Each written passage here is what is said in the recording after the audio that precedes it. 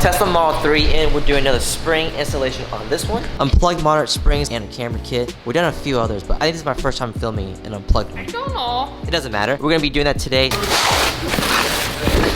This is nice. That makes me wish my camber arms looked like that. You don't want to see what mine look like. They're red and they look really thin. One of them looks, it might be bent. The whole purpose of this is so then you can control your arms.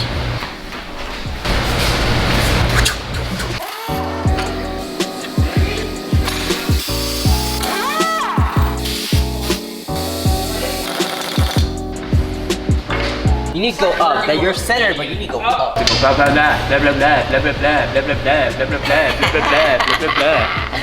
Definitely a noticeable difference with the unplugged springs. It does drop it a good amount. Still has some wheel gap, but it's nothing too crazy like it was before. Definitely an improvement for sure. And since these also have the camber kit installed, it should help with the tire wear. And like usual, if you have stock wheels on your Model 3, keep in mind that they may sit in a little bit, more so than probably what you see right here, since these are aftermarket. You're gonna want spacers or new wheels, otherwise it's gonna look kind of funky.